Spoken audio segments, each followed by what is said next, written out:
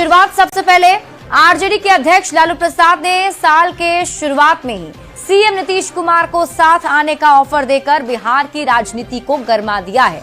लेकिन नीतीश कुमार कुछ ही घंटों में लालू प्रसाद के ऑफर को ठुकराकर इस मामले पर विराम लगाने की कोशिश की है।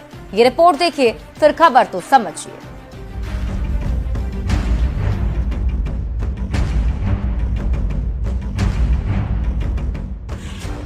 नए साल में जब मौसम सर्द है, तब बिहार में सियासी तपिश बढ़ी हुई है।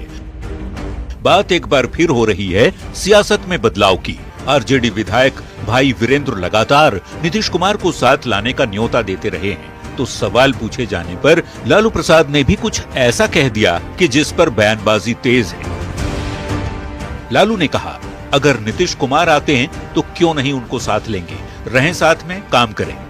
उन्होंने फिर कहा कि हम लोग फैसला लेते हैं, लेकिन नीतीश कुमार को शोभा नहीं देता, वो बार बार भाग जाते हैं, निकल जाते हैं। अगर वह फिर आएंगे तो रख लेंगे।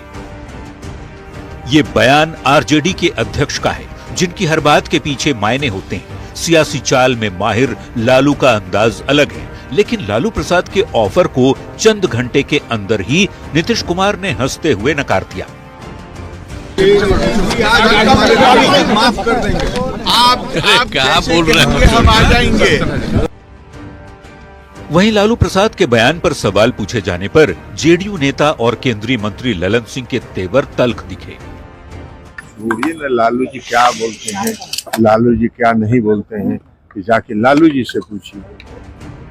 नीतीश कुमार और उनकी पार्टी के नेता एक बार नहीं बल्कि बार बार ये साफ कर चुके हैं कि वो अब कभी भी आरजेडी के साथ जाने की गलती नहीं करेंगे।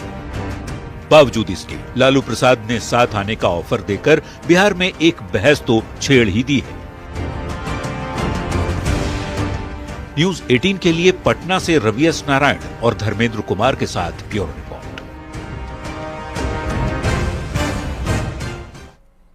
तो लालू प्रसाद ने नीतीश कुमार को साथ आने का ऑफर क्यों दिया, नीतीश कुमार ने ऑफर को क्यों ठुकराया, इसे भी हम समझेंगे।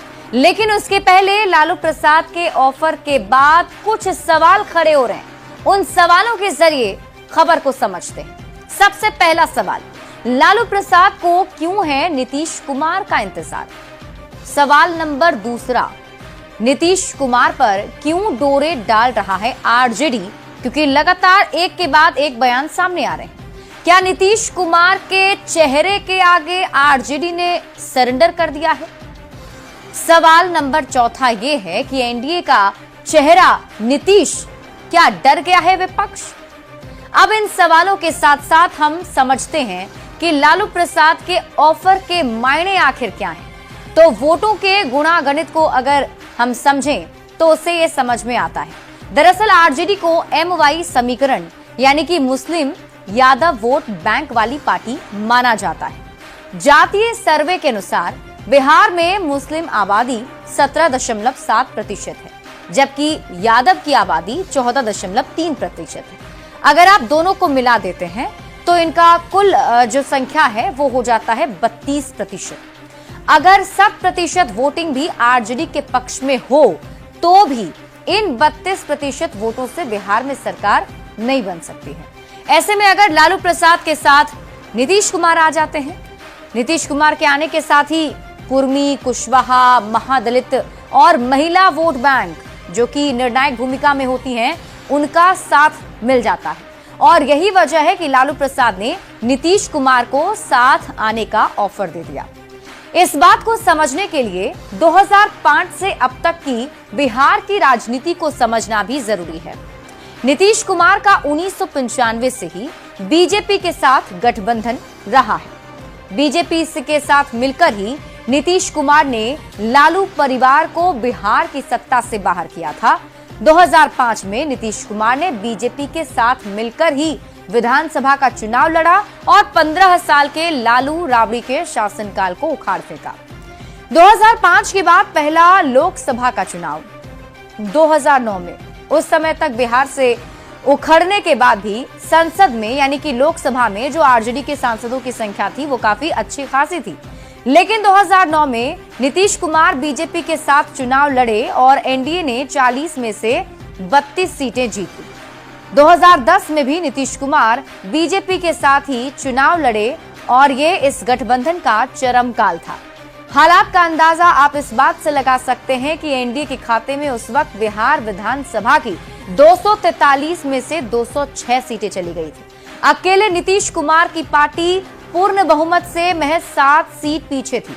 आरजेडी महज 22 विधायकों वाली पार्टी बनकर रह गई थी। लेकिन 2013 में नीतीश कुमार का बीजेपी के साथ जो रिश्ता है वो खत्म हो गया और 2015 में नीतीश कुमार ने आरजेडी के साथ मिलकर महागठबंधन बना लिया और विधानसभा का चुनाव भी उनके साथ लड़े।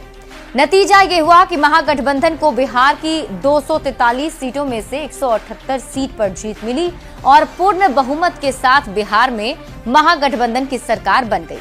लेकिन फिर 2017 में नीतीश कुमार आरजेडी से अलग हो गए। 2019 का लोकसभा चुनाव नीतीश कुमार ने बीजेपी के साथ लड़ा। तब मोदी और नीतीश की जोड़ी ने ऐसा करिश्मा किया कि एनडीए को 40 में से 39 सीटों पर जीत मिल गई। महागठबंधन में कांग्रेस को महज 1 सीट पर ही संतोष करना पड़ा था, जबकि आरजेडी का तो खाता भी नहीं खुला। 2020 में भी नीतीश कुमार की पार्टी जेडीयू और बीजेपी ने साथ मिलकर चुनाव लड़ा।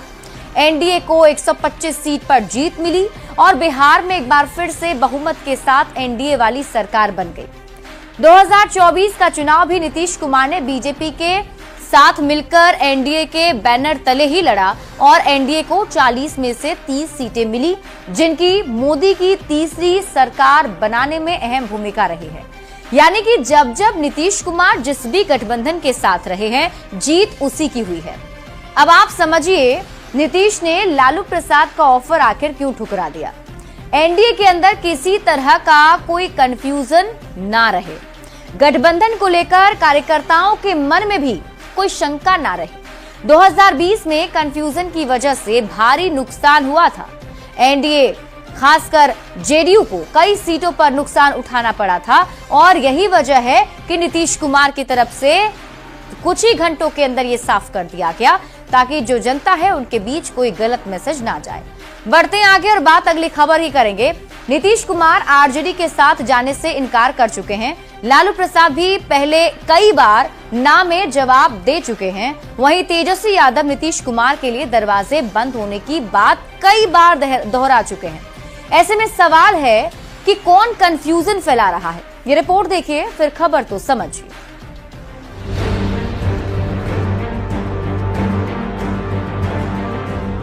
आए दिन नीतीश कहते हैं कि गलती हो गई, अब नहीं दोहराएंगे।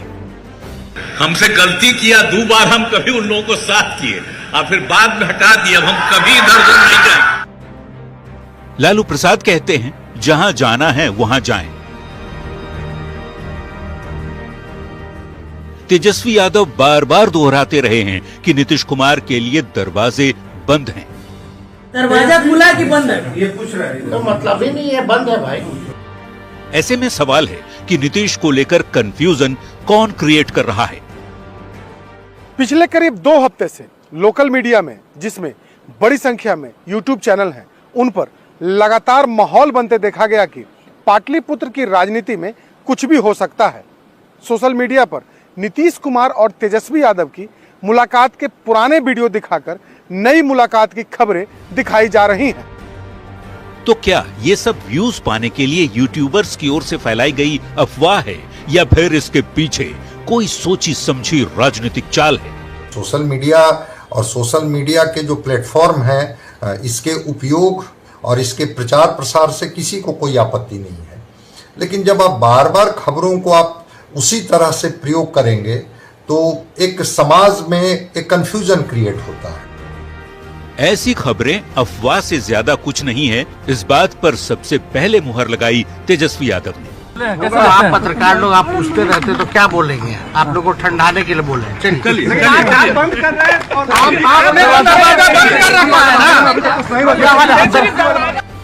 और फिर रही सही कसर पूरी कर दी नीतीश कुमार ने ये बात कहकर कि इसे जाने दीजिए। माफ कर देंगे, आप क्या बोल रहे हैं? हम आ जाएंगे। बिहार में इसी साल विधानसभा का चुनाव है। ऐसे में इस तरह की बातों से सियासी माहौल गरमाना कोई बड़ी बात नहीं है। न्यूज 18 के लिए पटना से रवि एस नारायण और शैलेंद्र कुमार के साथ ब्यूरो रिपोर्ट। तो ये कंफ्यूजन क्यों क्रिएट किया जा रहा है, इसको समझने के लिए जानना जरूरी है कि नीतीश कुमार कब कब बीजेपी से अलग हुए और कब कब वापस लौटे। नीतीश कुमार का 1995 से ही बीजेपी के साथ गठबंधन रहा है। बीजेपी से मिलकर ही नीतीश कुमार ने लालू परिवार को सत्ता से बाहर किया था और लगातार 2005-2010 के चुनाव में बम्पर तरीके से जीत हासिल की। लेकिन 2013 में नीतीश कुमार तब एनडीए से अलग हो गए जब नरेंद्र मोदी का बीजेपी की ओर से प्रधानमंत्री पद का चयन किया गया। 2014 का चुनाव नीतीश कुमार ने अकेले लड़ा, लेकिन मात्र एक सीट पर ही उन्हें जीत मिली थी। इसके बाद नीतीश कुमार ने लालू प्रसाद की पार्टी के साथ मिलकर महागठबंधन बना लिया और एक बार फिर से बिहार की सत्ता में उन्होंने वापसी कर ली। लेकिन लालू प्रसाद के साथ नीतीश कुमार का ये संबंध ज्यादा समय तक चल नहीं सका। लालू परिवार पर लगातार लगते भ्रष्टाचार के आरोपों की वजह से नीतीश कुमार 2017 में महागठबंधन से एक बार फिर से अलग हो गए और फिर वो एनडीए में चले गए।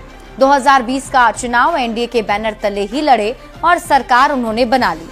2020 के चुनाव में नीतीश कुमार की पार्टी अनुमान के मुताबिक सीटें हासिल नहीं कर पाई और बीजेपी जेडीयू में खटपट की खबर आने लगी। फिर साल 2022 में नीतीश कुमार बीजेपी को एक बार फिर से छोड़कर महागठबंधन में शामिल हो गए।